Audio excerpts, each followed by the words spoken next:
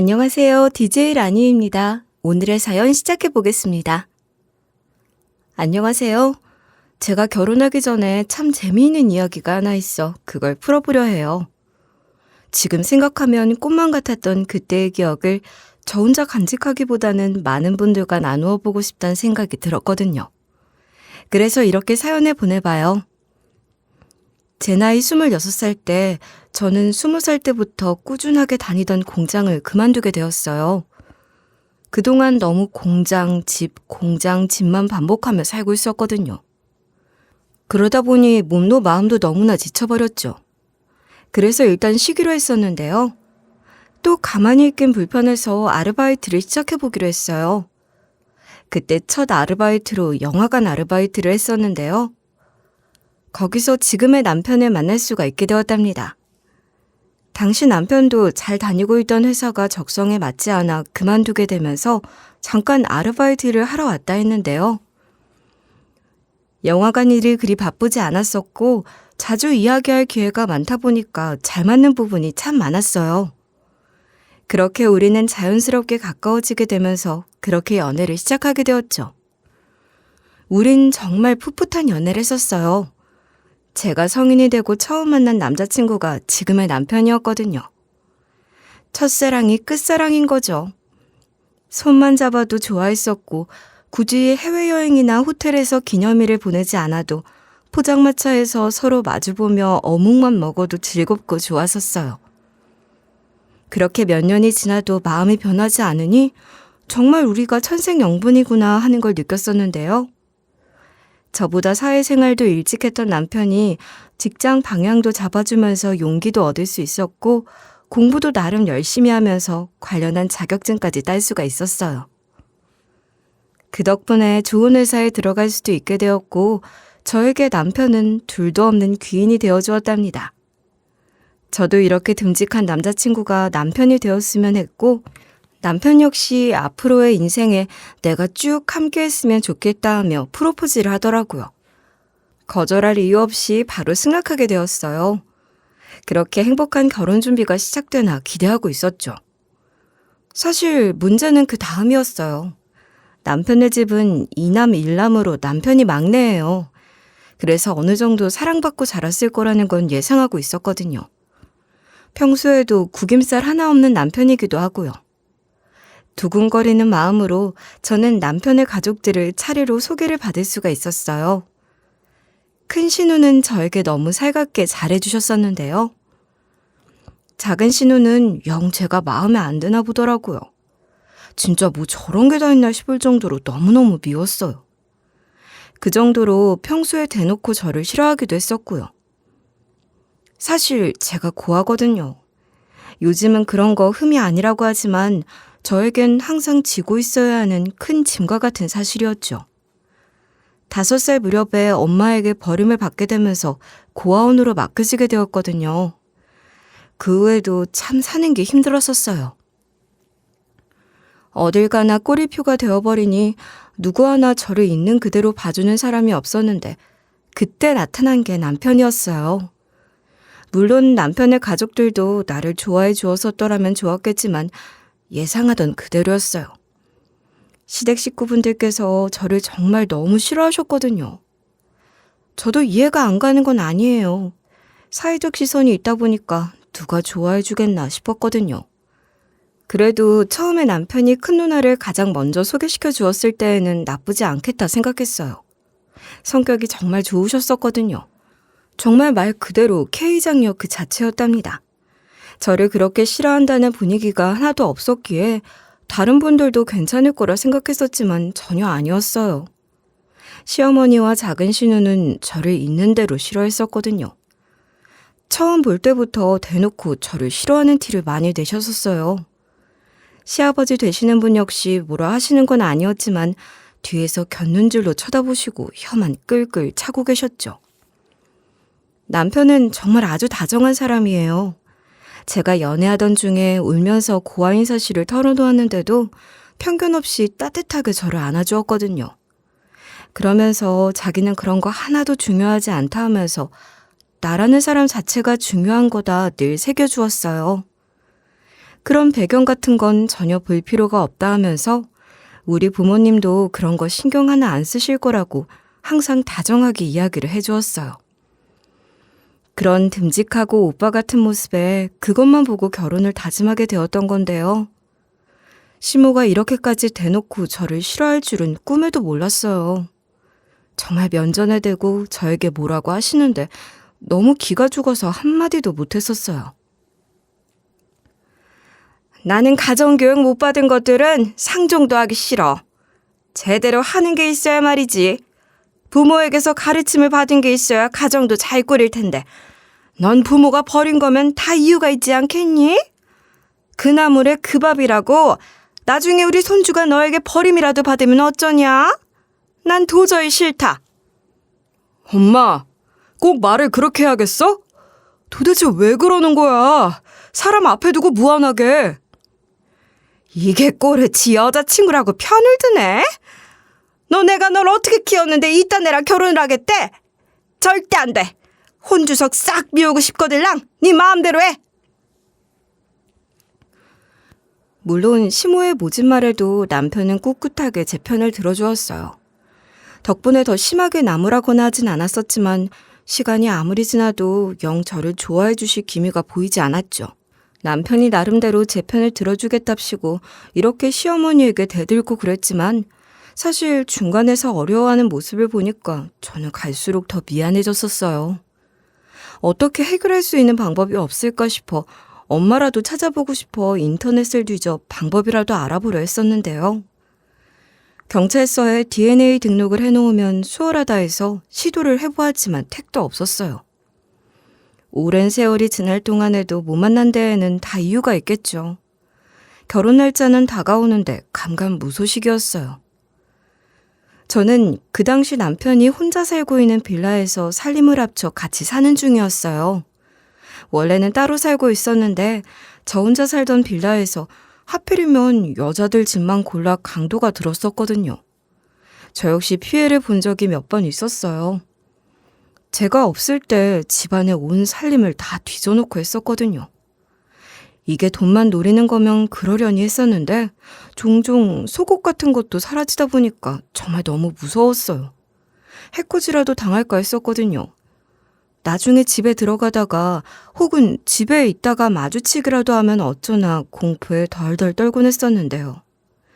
그런 제 모습을 보면서 남편이 안 되겠다고 자기랑 같이 살았으면 좋겠다고 하더라고요. 너무 걱정이 된다 하면서요. 그래서 월세 계약을 끝내면서 바로 남편의 집으로 들어가게 되었어요. 서로 한창 사이가 좋을 때 살림을 합친 거다 보니 축복은 한순간에 찾아오게 되었는데요. 바로 임신을 한 거죠. 정말 둘 다 뛸 듯이 기뻐했었고 그래서 바로 결혼까지 하려고 했던 건데 안타깝게도 유산이 되어 아기는 천사마을로 돌아갔답니다.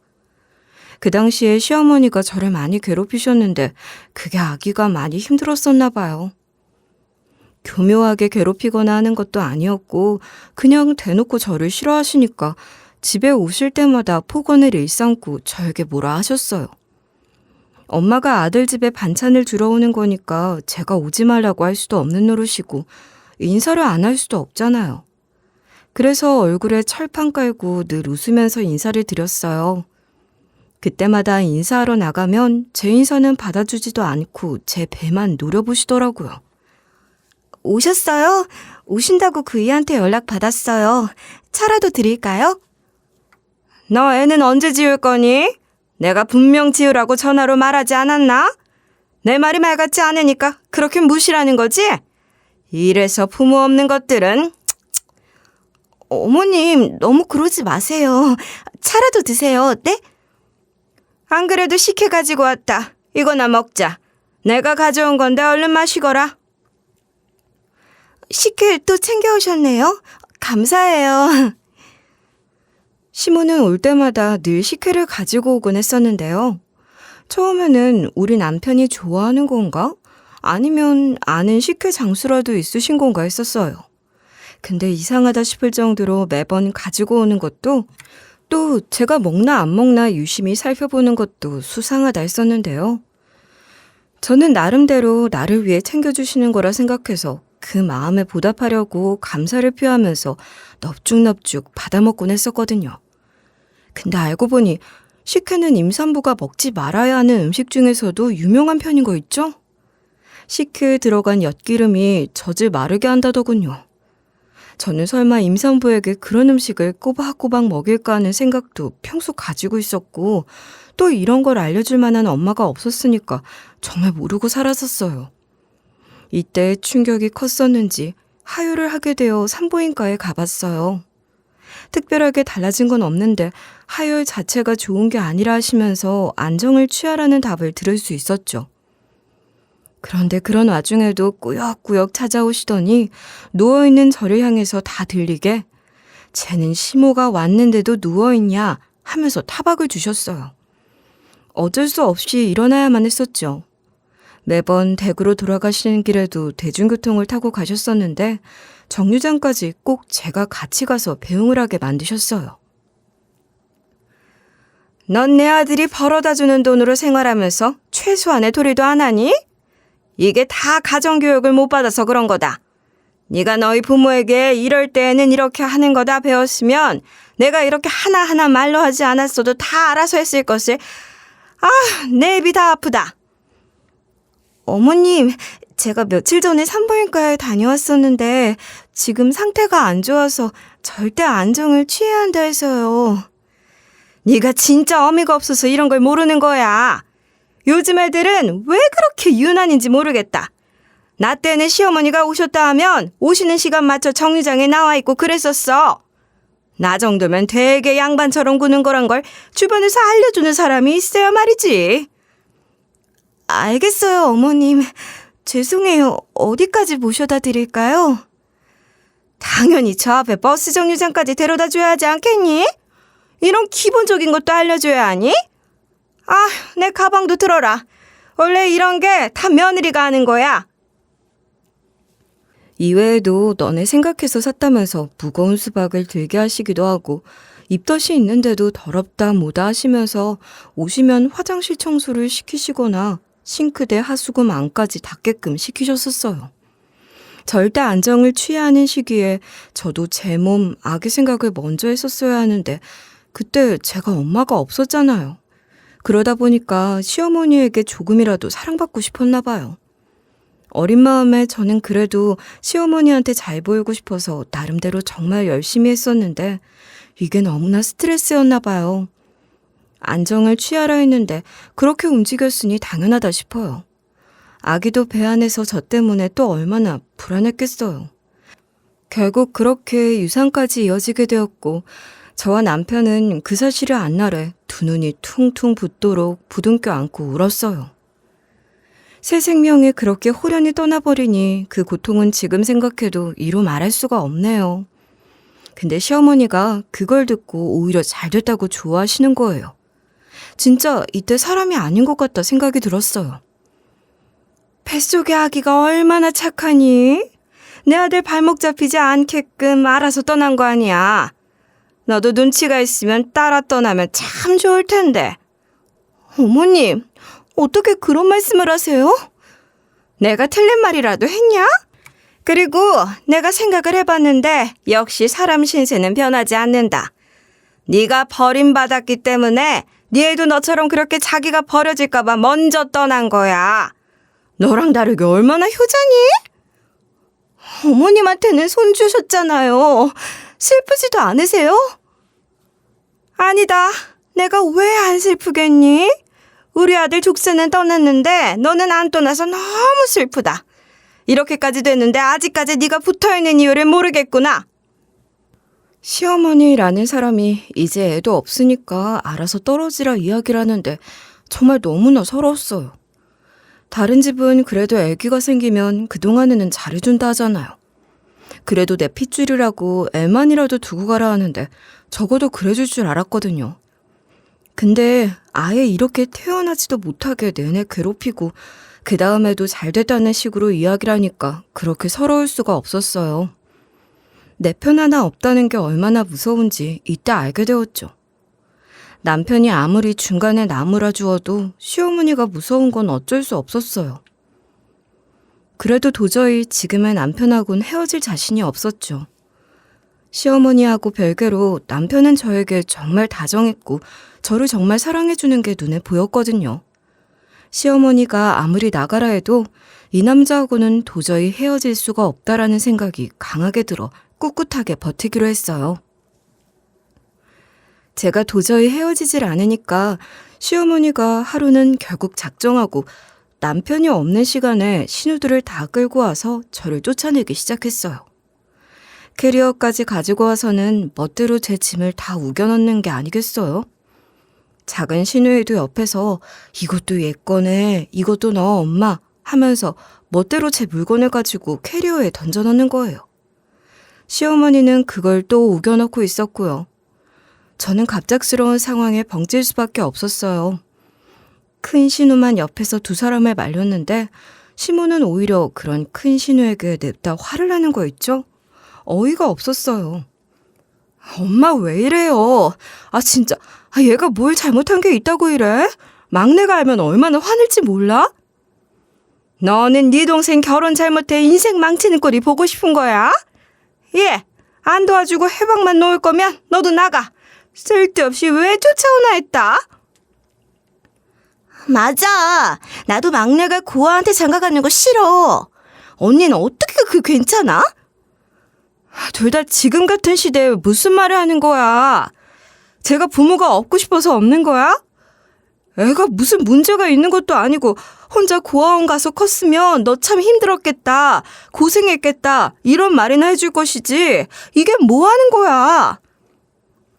난 싫다고. 내 아들이 아무것도 없는 것한테 장가가는 게 싫어. 넌 도대체 네가 무슨 권한으로 이러지 말라는 거야? 됐고, 너도 나가. 너도 필요 없어. 이러는 거 막내가 하면 정말 난리나. 나중에 어떻게 감당하려고 그래? 그래봤자 지가 엄마를 이기겠어? 가족을 버리고 쟤를 선택하겠냐고. 이게 다 눈앞에 보이고 밟혀서 그러는 거야. 아휴, 불쌍한 내 아들. 그렇게 눈앞에서 시어머니와 신우들이 실랑이를 벌이고 있는데 그 사이에서 제가 너무 비참한 거예요. 순간 여러 가지 생각이 들었어요. 내가 고아인 게 그렇게 큰 잘못일까? 그렇게 문제인가 싶었죠. 저는 그래도 여태 엄마 아빠 없이 살아도 부끄러운 짓 하나 안 하고 착실하게 살아왔었고요. 남들에게 베풀며 사려고 노력도 많이 했는데 어떻게 이런 취급을 받을 수 있는 건가 싶어 너무 속상하고 납득도 가지 않았었죠. 제 편을 들어주는 큰 신우의 말도 그저 저를 동정하는 걸로밖에 들리지 않더군요. 화도 많이 났었지만 그보다도 이 상황이 너무 무서웠어요. 사회의 시선이 저를 위축되게 만들어놨었거든요. 내가 고아이기 때문에 그런 거라 이야기를 정말 많이 듣고 살았어요. 주변 어른부터 시작해서 학교 선생님, 친구들, 친구네 부모님들마저도 그런 말을 저에게 내뱉었었고요. 아직까지 이 세상은 고아인 제가 살아가기엔 너무나 외로웠죠. 너무 많이 들어온 이야기이기 때문에 지금 이 상황도 당연한 줄로만 알고 바보처럼 진짜 말 한마디 못하고 화도 못 냈었어요. 시어머니는 제 짐을 다 쌌는지 캐리어를 냅다 문 바깥으로 던져버리시기까지 했었는데요. 그러더니 어디 안 보이는 대로 썩 꺼져버리라는 거예요. 제가 아무데도 갈 곳이 없다는 거 뻔히 아시면서 어떻게 그런 말씀을 하시는지 싶었어요. 그래도 아무 소리도 못하고 그대로 바깥으로 쫓겨났답니다. 야, 여기 네 짐 다 넣어놨으니까 어디로든 가라. 어? 이 정도면 나도 많이 봐줬다 보거든? 여태까지 내 아들 옆에서 빌부터 사는 거 넘어가줬으면 하루빨리 나갈 것이지. 왜 내가 귀찮게 이런 것까지 해야 해? 어머님, 제가 갈 곳이 어디 있어요. 제발 이러지 마세요. 어머님은 무슨? 나 이제 네 어머님 아니다. 그러고 있지 말고 제발 어디라도 좀 떠나. 네가 가는 게 우리를 다 도와주는 거라는데 왜 못 알아먹어? 너 그리고 가는 길에 우리 아들한테 연락이라도 오거든 네 발로 나갔다 해라. 절대 내가 그랬다 하지 말고. 저 이대로는 못 가요. 오빠하고 인사라도 하게 해주세요. 다른 거 더 안 바랄게요. 저 정말 갈 곳도 없어요. 너 여기 살기 전에는 네 살던 곳 있었다며. 그렇게 너 혼자 살라고. 내 아들한테서 떨어지라고 제발. 그렇게까지 말하는데 제가 무슨 힘이 있었겠어요. 그냥 얌전히 주섬주섬 던져놓은 캐리어를 들었어요. 아무리 생각해도 지금 당장 여기 뻗팅기고 있는 게 현실적으로 어려울 것 같았거든요. 일단 자리를 피해 있는 게 좋겠다 싶었죠. 그렇게 시키는 대로 나가면 나가니까 그냥 내버려 두시지. 시어머니는 또 작은 신우한테 소금이라도 뿌려버리라 하는 거예요. 진짜 대단하다 싶었어요. 진작 뿌릴 작정이었는지 심지어 소금도 가방에 챙겨왔었더라고요. 작은 신우는 소금 바가지를 들고 와서 쫓아오면서 뒤통수에 대고 계속해서 소금을 치면서 엄청 깐족거렸어요. 저는 날아오는 소금을 피하다가 캐리어에 걸려 결국 넘어졌는데요. 그러면서 지갑도 같이 떨어졌었어요. 근데 작은 신우가 제가 떨어뜨린 지갑을 손수 주워와서 펼쳐보면 또 비아냥대더라고요. 야, 꼴에 지갑은 명품으로 들고 다니네? 고아주지. 네 분수를 좀 알고 살아라. 얼마나 들고 다니냐? 내가 이럴 줄 알았어. 너 언제 사람 될래? 작은 신우가 제 앞에서 그렇게 저를 놀리고 있으니 큰 신우가 쫓아나와 작은 신우를 딱 밀치더라고요. 그러더니 넘어져 있는 저를 일으켜 세워주었어요. 맨손으로 무릎과 팔에 묻어 있었던 흙도 맨손으로 다 털어주셨고요. 제가 더러워진다고 하지 않아도 된다 했었는데 오히려 저에게 너무 미안하다 하시면서 눈물을 글썽이시는 거 있죠? 진짜 이 사람이 저 작은 신우의 언니가 아니라 우리 언니였으면 좋겠다라는 생각만 들었었네요. 언니, 지금 누구 편이야? 가족 냅두고 전현 편을 드는 거야? 우리 사이에 도대체 편이 어딨어? 이제 우리 가족들 애를 데려다가 뭐 하는 거야? 너 왜 자꾸 사람을 괴롭혀? 너도 시집갈 때 시댁에서 너를 이렇게 대하면 좋겠어? 다른 집안이 우리 무시하면 그때서야 만족할래? 무슨 말을 또 그렇게 해? 진짜 짜증나게? 됐고, 이제 엄마도 너도 그만해. 막내가 이 꼴을 보면 우리한테 말도 안 하고 이사가도 할 말 없어. 알아? 둘 다 여자애 하나 데리고 이게 뭐 하는 거야? 큰 신우가 나무라니 작은 신우 그것이 바로 꼬리를 내리는 거였죠. 자기 언니는 무서운가 보네 싶었어요.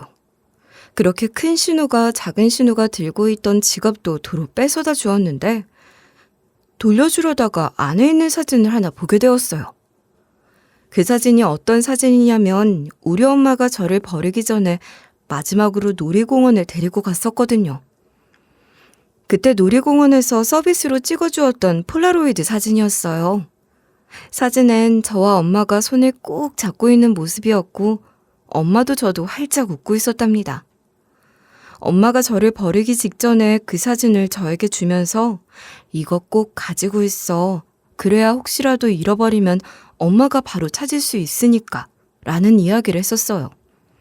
사실 맡겨질 때 기억도 잘 나지 않았었는데 이 말만큼은 철석같이 믿고 싶었는지 한평생 살면서 그 사진은 제 목숨보다도 소중하게 여기며 살아왔었어요. 큰 신우는 그 사진을 보자마자 바로 새하얗게 질러서 급하게 어디론가 전화를 했는데요.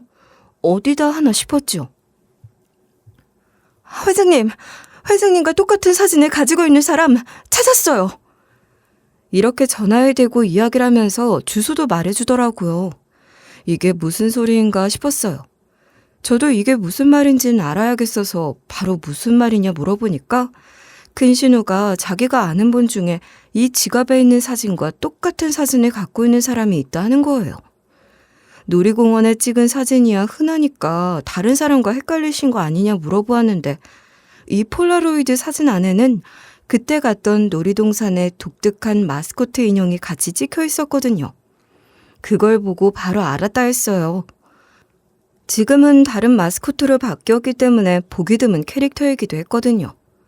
무엇보다 더 놀랐던 건 이 사람이 무려 20년이 넘는 시간 동안 저를 찾아다녔다는 거예요. 갑자기 이게 무슨 소리인가 싶었는데 얼마 지나지 않아서 경호원을 대동하고 한 할머니가 부랴부랴 뛰어오시는 모습을 볼 수 있었어요. 여자가 촉이라는 게 참 무섭잖아요. 그 사람을 보자마자 직감적으로 알 수 있었어요. 저는 그 할머니 붙잡고 오열하면서 저희 엄마냐 물어보았어요. 살면서 그렇게 운 적은 처음이었죠. 그럴 수밖에 없었어요. 저와 같은 사진을 가지고 있을 만한 사람은 제가 기억하는 우리 엄마밖에 없을 테니까요. 엄마예요? 진짜 우리 엄마예요? 내가 얼마나 찾아다녔는데요. 그 할머니는 제 물음에 고개를 저으셨어요. 또 엄마가 아닌 건가 하는 생각에 마음이 쿵 내려앉았었는데요. 기억나니? 난 네 이모인데 네가 너무 어렸을 때 나랑 헤어져서 기억이 나는지 모르겠다. 그 할머님 바로 제 이모였어요. 저희 진짜 엄마하고는 8살 차이가 나는 큰언니라고 하셨어요. 이때까지만 해도 어리둥절했었어요. 제가 꿈을 꾸는 건가 싶었다니까요. 누군가가 회장님이라고 부르는 사람이 알고 보니 내 가족이라니 현실은 드라마보다 더 드라마 같다 하더니 그런 일이 저에게 일어날 줄은 꿈에도 몰랐죠. 큰 신우가 저희 이모를 알고 있었던 이유는 이모의 비서로 일하고 있었기 때문이에요. 우리에게 어떤 사연이 있었는지도 이미 알고 있었기에 그래서 그 사진을 보자마자 바로 연락을 한 거였어요. 애타게 저를 찾고 있던 걸 진작 알고 있었다는 거죠. 이모는 바로 저를 붙잡으시면서 내가 어렸을 때의 이야기를 해주기 시작하셨어요. 제가 지금 30살이니까 무려 25년 전의 이야기였죠.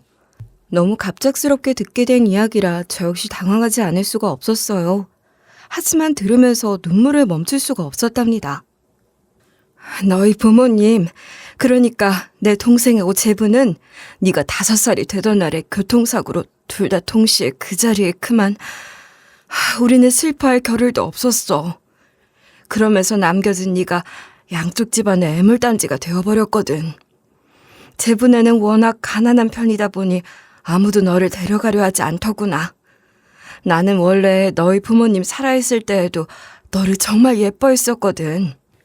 그래서 자주 너를 보러 가곤 했었는데 그러던 와중에 사고가 난 거고 내 동생과 제부가 세상을 뜨면서 너는 갈 곳이 없어져 버렸단다. 그래서 내가 너를 키우려 했었지. 하지만 우리 엄마, 아니 너희 외할머니가 절대 반대하더구나. 그때는 지금보다 더 사회가 보수적이었잖니. 결혼도 하지 않은 처녀가 어떻게 아기를 키우겠다는 거냐 그렇게 난리를 치더구나. 두 눈에 흙이 들어가도 절대 그 꼴은 못 본다 하셨어. 난 그래도 너를 어떻게 지켜보려고 했었는데 너네 할머니가 이미 너를 고아원에 데려다 놨더구나. 저는 그런 것도 모르고 여태까지 그냥 버림받은 줄만 알았어요. 그게 무슨 소리야. 너희 부모님이 널 얼마나 사랑했었는데 그렇게 되는 바람에 하늘에서도 얼마나 속상했겠니. 내가 그래서 그 빈자리를 채워주려고 했었어. 근데 그게 정말 쉽지 않더구나. 그 시절엔 처녀가 다 큰 애를 데려다 키운다 하면 혼담이 들어오지 않는다 하던 때였거든. 그러다 보니 너희 외할머니가 너를 데리고 있는 걸 극구 반대하셨었어. 그래서 그만 고아원에 보내셨더구나. 하지만 이모도 네가 간 걸 듣고 나서 백방으로 찾아다녔어. 도대체 왜 못 찾았었는지 영문을 모르겠구나. 이모가 원래 사업 욕심이 좀 크신 편이었다 보니 결혼에는 뜻이 없었다 하는데요. 외할머니는 가뜩이나 그런 이모가 저를 양육하겠다 하니까 결사 반대를 하신 거예요. 그런 모습을 보면서 이모가 걱정된다 했었는데 이모가 자리를 비운 사이에 몰래 저를 버리고 오셨다 하네요. 저도 그 마음을 이해 못하는 건 아니에요. 그 당시엔 아무래도 처녀가 다 큰 아이를 키우고 있다 하면 안 좋은 시선으로 볼 게 틀림없었기 때문이에요. 게다가 저희 이모는 그 당시에도 이미 나이가 어느 정도 있었기 때문에 주변에서 분명 안 좋은 소리는 다 들으셨겠다 싶더라고요. 그리고 저는 또 하나의 진실을 알게 될 수 있었어요. 내가 기억하는 너는 그 당시 아직 부모님이 돌아가셨다는 사실을 이해하지 못하는 것 같았어. 그랬었겠지. 그때가 네가 4살, 5살 정도였으니까. 그렇다 보니 어린 마음에 더 상처를 주고 싶지 않아 더 똑바로 알려주지 않았었어. 지금 생각해보면 그게 너에게 더 큰 독이 아니었을지 걱정이 되는구나. 나는 그때 힘이 없었어. 다른 가족들이 혼자 남은 너를 어디 데려가니 네가 키우라니 할 때마다 나는 그게 어찌나 듣기 싫던지 제가 키울게요 라고 말해도 아무도 들어주지도 않고 그래서 내가 할 수 있는 최선의 방법을 선택했어. 네가 어디로 가버리기 전에 좋은 추억을 남겨주자 했던 거였지. 그럼 그때 저와 같이 놀이공원에 갔었던 사람은 엄마가 아니라 그때 같이 갔던 걸 너희 엄마라 기억하고 있었구나. 하긴 너는 그때 많이 어렸으니 기억을 못할지도 모르겠다 생각하기도 했었다. 그때 내가 너에게 했던 말도 기억이 나니? 이 사진을 가지고 있어야만 이모가 나중에 너를 꼭 찾을 수 있지라고 했던 그 말 기억은 하는지 모르겠구나. 저는 그 당시 너무 어리다 보니 기억이 온전하지 못했기 때문에 뚜렷하게 기억하지 못하고 있었던 거죠. 그래서 여태껏 이모를 엄마라고 잘못 알고 있었던 거예요. 이모가 찾을 수 있지 이 말을 엄마가 찾을 수 있지 이 말로 기억하고 있었네요. 이모는 그때 놀이공원에서 폴라로이드로 사진을 찍어준다 했을 때 2장 찍어달라 이야기를 하셨다는데요. 그래서 저와 같은 사진을 가지고 있을 수가 있던 거예요. 평소 이 사진을 본인 회장실 방 책상에 올려놓고 사시면서 늘 저를 잊지 않으려 노력하셨답니다. 그렇게 늘 항상 가까운 곳에 제 사진을 놓아두고 계셨기 때문에 큰 신우가 비서 일을 하면서 그 사진을 볼 수가 있었던 거예요. 이모가 항상 그 사진을 애지중지하고 어떨 때는 사진을 보면서 눈물을 글썽이는 모습을 보고 어떤 사정이 있었는지 물어봤었다 하네요. 큰 신우가 다급하게 연락을 했던 것도 이 오랜 시간을 혼자 힘들어하셨던 이모의 마음을 알았기 때문이었어요. 그리고 왜 여태까지 이모가 저를 찾지 못했는지도 이때 같이 알 수 있었답니다. 저는 여태까지 제 이름을 정수아라고 알고 있었는데요. 알고 보니까 이것도 외할머니가 고아원에 저를 두고 올 때 혹시나 이모가 저를 찾을까 하는 마음에 노심초사 생판 다른 이름으로 알려주며 맡기셨던 거예요. 그래서 저는 여태 그 이름인 줄 알고 있었죠. 이 사실도 이야기하자 이모는 우리 엄마도 참 독한 양반이네 하면서 가슴을 치셨어요. 저를 찾지 못하게 이름을 바꾸신 거니까 말이에요. 이모는 그제서야 제 진짜 이름도 알려주셨었답니다. 그제야 진짜 내 인생을 찾은 느낌이었어요. 여태 아무것도 없던 인생에 갑자기 가족이 생겼다는 확신을 나의 원래 이름을 찾으면서 느낄 수 있었답니다. 사실 이모는 그렇게 저를 떠나보낼 줄 모르셨다 해요. 외할머니랑도 정말 자주 싸우셨고 제발 데려오라고 울고불고 난리까지 치셨다는데 외할머니는 꿋꿋하게 네 인생이나 살으라며 알려주지 않으셨대요. 그러다 보니 제가 없어진 후에는 이모는 저에 대한 죄책감이 더해져서 여태 독신으로 사셨다 해요. 내 이름 3글자와 저 사진에 집착하느라 연애고 결혼이고 눈에 잘 안 들어오셨다 했고요. 그래서 열심히 성공해야겠다 생각하셨대요. 자신이 유명해지게 되면 제가 스스로 찾아올 수 있지 않을까 하고요. 뒤늦게 들은 사실 중 하나는 사실 큰 신우가 저를 보았을 때 그 사진에 있는 꼬마와 비슷하게 생긴 것 같다는 생각은 했었대요. 하지만 이모가 알고 있는 이름과 또 제가 기억하는 여태까지의 제 이름과 다르다 보니 그냥 닮은 사람인가 보다 하고 넘겼다 하네요. 생각해보면 저를 알아본 사람들이 큰 신우 외에도 있을지 모르지만 이렇게 이름이 아예 생판 다르다 하면 헷갈릴 수 있겠다 싶었어요. 제가 이전에 엄마를 찾기 위해서 경찰에 DNA까지 등록을 해놓았었잖아요. 시어머니가 저를 대놓고 싫다 하셨을 때 제가 항상 가지고 다니던 그 사진이 생각이 났었거든요. 그래서 어디 있는지 모르겠지만 그래도 엄마가 살아있겠지 하는 희망을 가지고 등록했었던 거였거든요. 하지만 애초에 제가 찾는 사람은 엄마가 아니라 이모였기 때문에 DNA가 맞지 않아 그렇게 해도 제가 이모를 찾을 수가 없었던 거예요. 이모는 여태까지 어떻게 사셨나 싶어 궁금했어요. 이모는 현재 미용 사업을 하고 계시고요. 그게 잘 되면서 전국적으로 점포를 다양하게 갖고 계신다 해요. 어떻게 그렇게 성공하셨는지 저도 아는 브랜드여서 신기했었는데요. 이번에 신제품 런칭 행사를 하기 위해 경호원까지 불렀었던 건데 큰 신우의 연락을 받게 되면서 급하게 오셨던 거였어요. 그러다 보니 더 드라마 같은 상황이 연출되었구나 싶었는데요. 그래도 이모가 지금 정말 대단한 사람이라는 건 변치 않는 사실이었답니다. 저는 그렇게 이모하고 둘만의 시간을 가지게 되면서 정말 서로 이모 조카가 맞는지 확인해보는 시간도 가질 수 있게 되었어요. 저에게 가족하고의 기억나는 추억이라곤 그거 하나뿐이었거든요. 하나하나 이야기하는데 글쎄 정말 그때 나랑 같이 놀이공원에 갔던 우리 이모가 맞구나 싶더라니까요. 그날 우리가 갔었던 놀이공원 바로 앞에 세워져 있던 동상이 사자 동상이었고 그리고 폴라로이드 사진을 찍은 후에 먹었던 솜사탕, 그날 갑작스럽게 비가 와서 놀이기구를 마저 다 타지 못하고 식당에 잠시 들어와 비를 피했던 순간까지도 기억이 모두 똑같았어요. 그리고 내친 김에 유전자 검사까지 해보게 되었는데 25% 일치로 나오는 거 있죠? 실제로 이모와 조카 사이에는 25%의 일치율이 나온다 하는데 그 숫자를 보고 정말 꿈을 꾸는 줄 알았어요. 너무 행복했었죠. 저는 이 사실을 가장 먼저 저희 남편과 큰 신우에게 알려주었어요.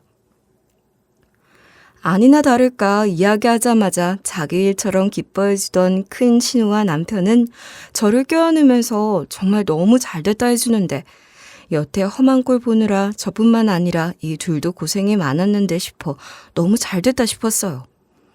이날 남편은 심지어 눈물도 한 방울 흘렸었답니다.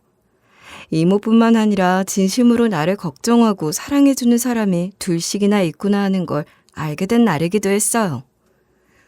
너무 잘 됐다, 올케. 세상에 이런 일이 다 있어. 어떻게 우리 회장님이 찾던 조카가 올케였을까? 자기야, 진짜 고생 많았어. 여태 늘 이 문제로 힘들어 했었잖아. 이제 정말 든든한 가족이 생겨서 다행이다. 난 자기하고 큰형님한테 더 고마워요. 든든한 가족은 이모만이 아니라 둘도 나한테 얼마나 큰 가족인데요. 아니야. 그날 얼마나 고생이 많았어. 내가 못 있어줘서 미안해.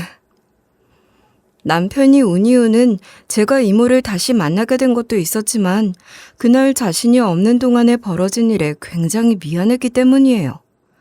원래도 다정한 사람이고 남편이 있을 때에는 사실 시어머니도 작은 신우도 저에게 대놓고 뭐라 못했었거든요. 조금이라도 그런 낌새가 보이면 남편이 화를 내주었어요. 물론 그것 때문에 셋이 많이 다투기도 했었지만 결론적으로 둘 다 저희 남편에게 남다른 애정이 있으니 저를 싫어하게 된 거잖아요. 그 사실도 남편이 알고 있어 하루는 아예 으름장을 놓더라고요. 엄마, 작은 누나, 진짜 한 번만 더 얘한테 뭐라고 하면 나 진짜 가만히 안 있어. 진짜 얘 데리고 도망쳐서 숨어 살고 싶은 거 나 지금 꾹 참고 있는 거야. 저걸 지금 키워준 엄마한테 말이라고 못하는 소리가 없다. 쟤 만나니까 내 아들도 변했어. 나 참 진짜 서러워서. 그러니까 더 그러지 마시라고요. 작은 누나도 똑같아. 더는 안 참아. 그 착한 남편이 저렇게 이야기를 하니까 시어머니도 작은 신우도 처음에는 좀 사그라들었었어요. 물론 얼마 안 가 다시 심해지긴 했지만 더 이상 남편 앞에서는 티내지 않았었거든요. 그 대신 뒤에서 몰래 둘이서만 있을 때에는 저를 싫어하는 모습을 숨기지 않았던 거예요. 전 그래도 남편 앞에서는 그러지 않기도 하고 제가 가족이 없으니까 가족이 있는 남편은 가족들이랑 싸우지 않았으면 했어요. 그래서 남편이 없을 때 어떠한 취급을 받는지 따로 길게 이야기하진 않았었어요. 그러다 이번에 저를 아예 내쫓는 사건이 있었잖아요.